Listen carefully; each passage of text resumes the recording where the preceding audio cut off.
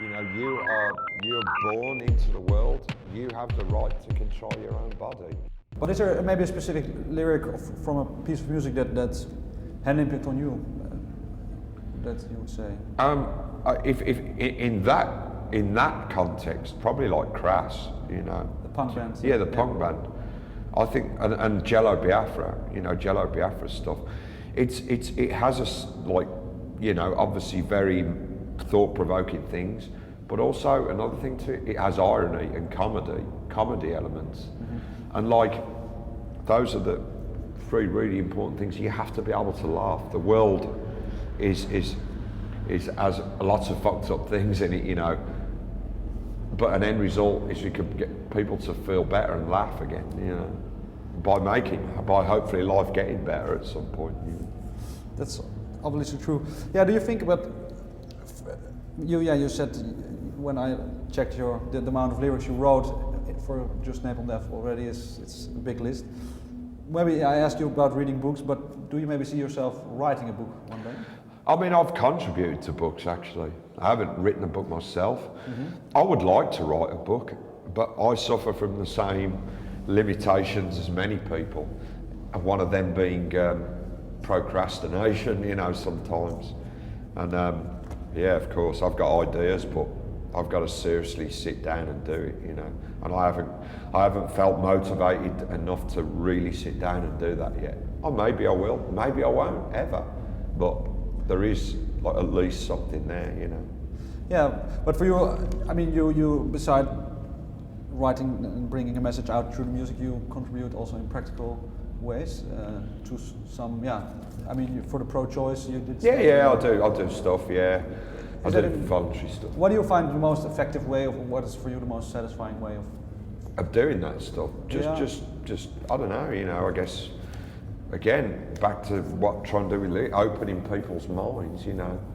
Maybe, you know, I mean, it's hard to convince some people, but things like with the pro-choice stuff, you know, like trying to get across to people that it's a human right, you know, it's not about the sometimes, yes, you can talk about the specifics of it, but at the end of the day, surely it has to be that, you know, you're born into the world. You have the right to control your own body. You know, mm-hmm. That's it right there, full stop. Yeah. But do you think these kind of topics, this is maybe pro-choice as an example of that, you mentioned humor in a way, that it's important to get a message, to maybe give a twist to certain messages. Do you think in these kind of topics, the absence of humor maybe or is there humor that you think possible to get involved in this? That's a tough one, actually. And not for the pro-choice thing, I don't think, because you tend to stay away from the humour because the thing with the choice issue mm-hmm. is that it's an ongoing battle, if you like.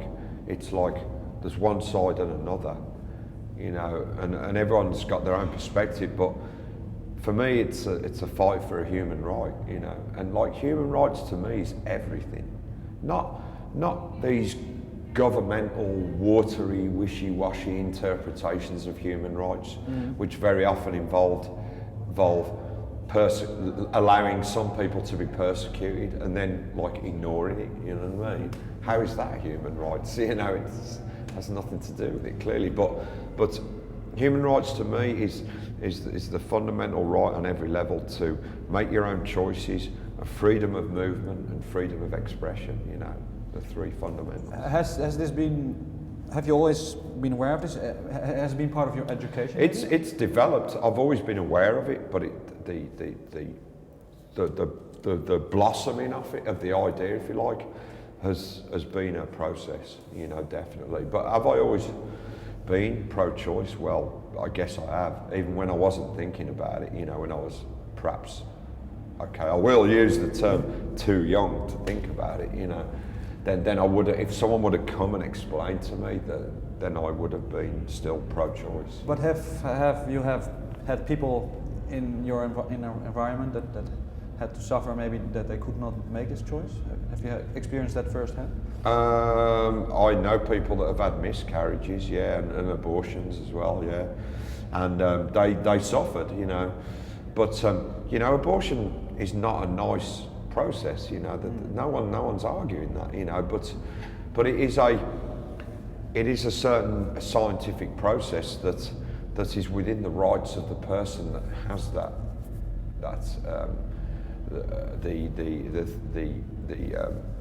the process happening to their own body. You know, it's their right to make that choice. There is no moral referee, you know, that has any right to come in and stop that person from making that choice. You know? But for example, also another discussion point could be that genetic manipulation also on embryos. Is that also?